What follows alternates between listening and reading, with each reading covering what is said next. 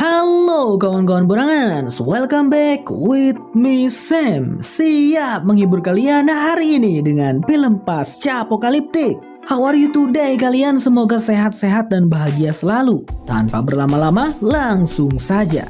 Inilah Snowpiercer Season 1 Episode 6. Episode 6 memperlihatkan sebuah kebocoran solar di ruang mesin Snowpiercer. Mungkin penyebabnya adalah tembakan peluru si Eric waktu itu. Entahlah. Cairan berwarna kuning itu mengalir ke bawah, menggenangi lantai, hingga turun ke bagian aliran listrik, mengakibatkan korsleting listrik di sana. Sementara itu, para penduduk kelas 3 sepertinya sedang merencanakan sesuatu. Dengan diperlihatkannya kertas lebaran yang bertuliskan, jam 6 alat diturunkan. Keadilan untuk Nikki, keadilan untuk kelas 3. Yang artinya, jam 6 sore nanti mereka semua akan melakukan mogok kerja. Layton yang sudah tersadar, namun kondisinya sangat tidak baik. Zarah pun memberikan segelas air untuk Layton. Wanita itu bertanya, mengapa Layton bisa ditidurkan di laci abadi. Namun bukannya menjawab, justru Layton malah marah-marah kepada Zarah. Ini semua karena dirimu yang melibatkan diriku di sini, teriak Layton yang langsung kena tampar oleh Zarah dan akhirnya pria itu diam. Di ruangan engineer, korsleting listrik di bawah sana langsung terdeteksi oleh sistem. Ben pun akan turun tangan sendiri untuk mengatasi kerusakan tersebut. Sedangkan Melanie saat ini sedang bersama Jinju sedang melakukan meditasi. Namun Melanie selesai dengan cepat karena ia harus melakukan sesuatu. Ia mendapatkan selebaran kertas yang beredar di kelas 3 itu. Dan mengetahui kelas 3 sepertinya akan melakukan mogok kerja. Itu jelas sangat membahayakan sistem Snowpiercer dan berarti bunuh diri juga untuk mereka. Namun Melanie dengan percaya diri mengatakan akan menghancurkannya. Sementara itu, Bastille akhirnya bertemu dengan Osweiler ketika sedang bertugas. Bastille meminta maaf pada Osweiler atas tindakannya kemarin, itu ia hanya tidak berpikir dan bertindak begitu saja. Namun Osweiler tidak mau membahasnya sekarang karena mereka ada tugas yang harus diselesaikan. Beberapa saat kemudian terlihat Melanie bersama beberapa penjaga mengunjungi gerbong kelas 3, di mana di sana para penduduknya langsung saja mencemooh dan menghina Melanie. Ya, kemarahan mereka tentu saja diakibatkan karena keputusan sidang Mr. Wilport kemarin itu.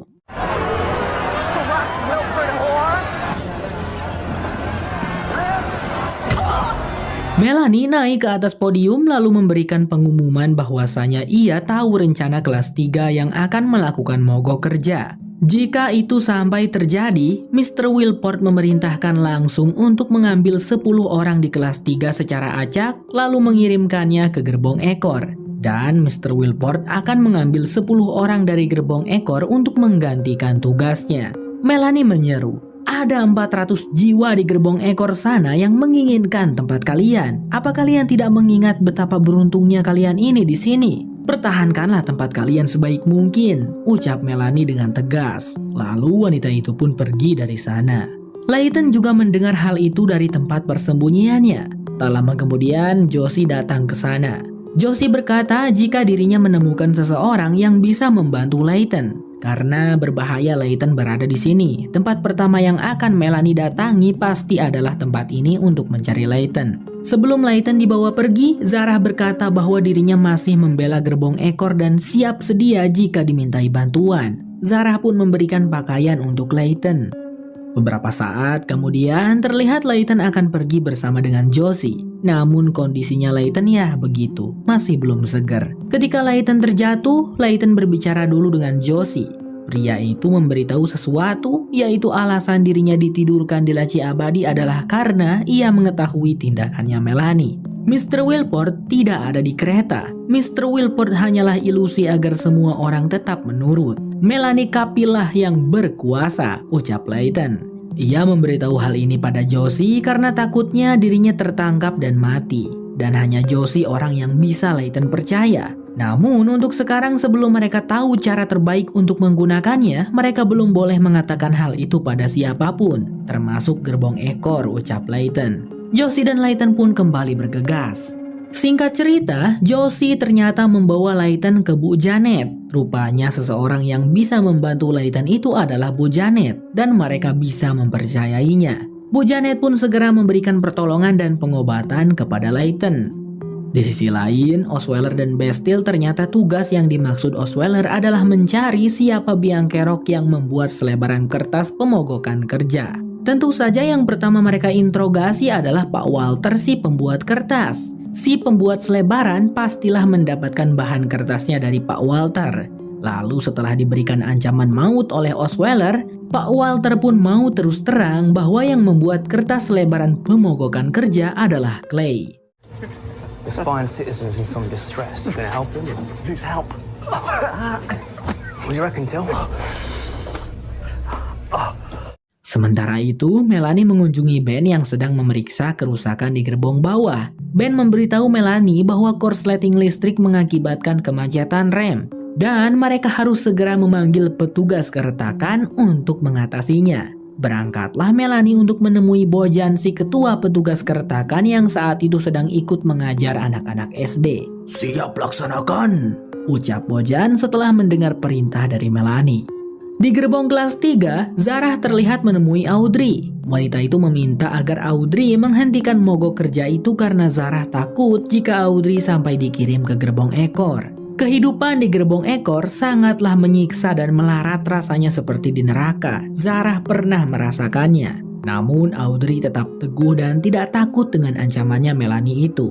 Audrey juga memberikan ucapan selamat pada Zarah karena ternyata Zarah telah hamil teman-teman. Pelaku penanamannya siapa? Ternyata Layton. Waktu itu nih pas meditasi.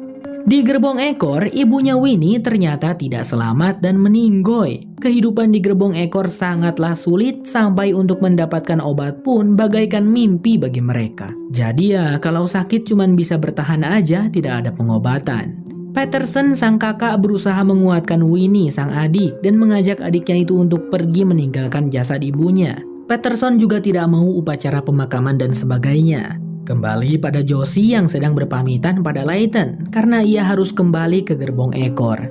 Namun saat Josie juga berpamitan pada Bu Janet, terdengar suara pintu yang ngejeblak. Josie pun sadar gelang chipnya hilang dan ternyata Layton kabur. Josie berusaha mengejar dan menghentikan Layton, namun Layton berhasil mengunci akses pintu membuat Josie tak bisa mengejarnya lagi. Layton yang belum bisa berpikir jernih malah berniat ingin membunuh Melanie. Bojan dan para petugas keretakan sudah berkumpul di gerbong bawah untuk melakukan pelepasan mesin rem yang rusak. Ben juga ikut serta dalam misi itu. Look up the motor, let's get her out. Catch up, DeMarco, catch up. Yes, up we go. Yes, I need her up here. Sementara Melanie, ia juga sedang menuju ke tempat itu. Namun saat Melanie baru saja turun dari transportasinya, tiba-tiba saja Melanie disergap dari belakang, yang tentu saja itu adalah Layton yang hendak membunuh Melanie. Layton sudah sangat geram dan muak pada Melanie, terutama tentang laci abadi itu. Layton berpikir Melanie tidak memikirkan nyawa orang-orang yang ditidurkan. Di saat yang sama, kendala yang sangat besar pun terjadi ketika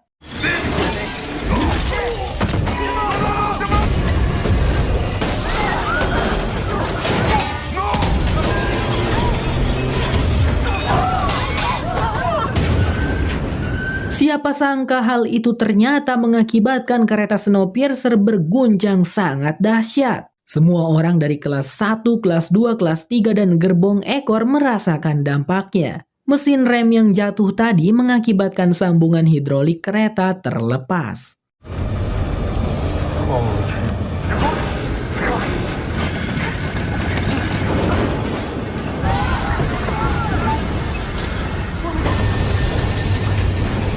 Layton dan Melanie juga ikut merasakan guncangan itu. Melanie memohon kepada Layton untuk membiarkannya pergi karena nasib Snowpiercer ada di tangannya saat ini. Hanya dirinya lah yang bisa mengatasi masalah besar ini karena Melanie lah perancang kereta Snowpiercer.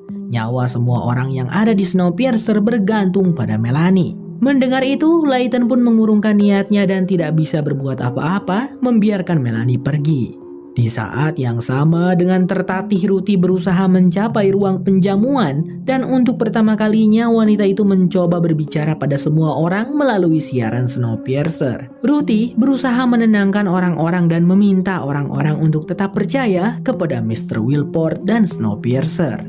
Layton pun juga berusaha kembali ke ruang rawatnya dengan susah payah untuk menemui Josie. Josie terlihat sangat marah dengan tindakan Layton yang sangat ceroboh tadi. Namun Layton menjelaskan ia tidak jadi membunuh Melanie.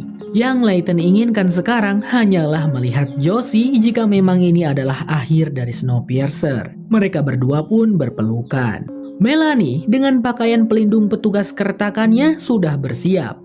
Dengan penuh berani ia mengajukan dirinya untuk turun untuk menyambungkan kembali hidrolik yang terlepas. Beberapa menit lagi mereka akan sampai di sebuah jembatan ngarai. Jika hidrolik tak segera disambungkan, kemungkinan pastinya kereta Snowpiercer akan terlepas dari rel. Melanie segera turun, dan setelah penutup di atas ditutup, wanita itu dengan perlahan membuka akses ke bawah kereta. Ternyata benar, Melanie pun melihat sambungan hidrolik yang terlepas. Tapi sepertinya akan sangat sulit sukar untuk diambil. Melanie tidak gentar. Ia menyuruh Japi untuk sedikit memelankan laju kereta dan wanita itu mulai berusaha meraih sambungan tersebut.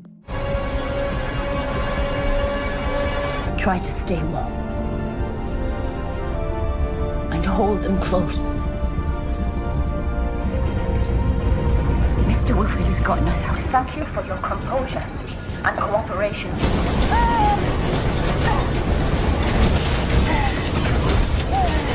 Japi terlihat sangat panik ketika kereta Snowpiercer mulai memasuki rel jembatan ngarai. Japi pun memberitahu Melanie bahwa mereka hanya punya waktu 1 menit saja sampai kereta terlempar dari rel.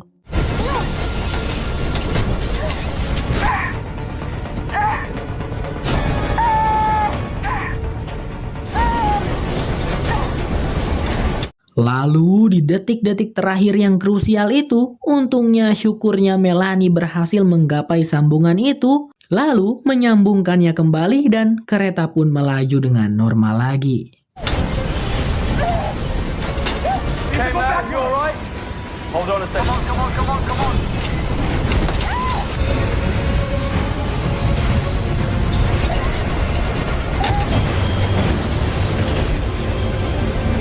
Vamos!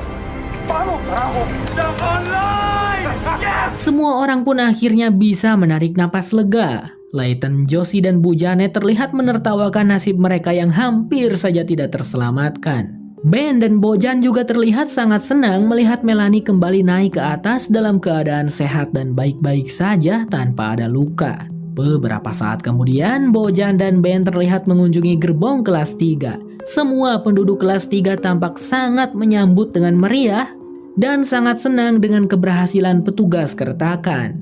Ben pun naik lalu memberikan kata-kata bijaknya pada para warga, menguatkan mereka dan menyemangati mereka untuk terus percaya pada Mr. Wilport dan kereta abadi Snowpiercer-nya. Semua orang bersorak meneriakan nama Mr. Wilport. Melanie ada di sana dan tersenyum melihat itu. Sedangkan Audrey tampak ketus dan berkata pada Melanie, "Lain kali gak akan ada lagi bencana yang bakal menolong Mr. Wilport," ucap Audrey. Melanie hanya tersenyum.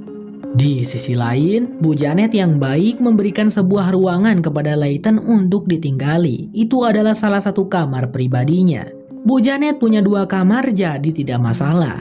Layton bisa bersembunyi di tempat tersebut sementara waktu. Layton dan Josie tentu saja berterima kasih atas kebaikan Bu Janet. Lalu setelah Bu Janet pergi, siapa sangka Layton dan Josie di sana melakukan adegan dewasa. Sepertinya sih Layton udah move on ke Josie ya dari Zara. Scene berganti pada Melanie lagi yang kali ini sedang bersama dengan Miles. Melanie memberikan hadiah berupa kaliper pada Miles. Melanie berkata Miles pasti bisa menjadi engineer dan juga mengatakan bahwa Mr. Wilport membutuhkan kemampuannya Miles. Snowpiercer bersambung. Sampai jumpa lagi di episode berikutnya. Bye-bye.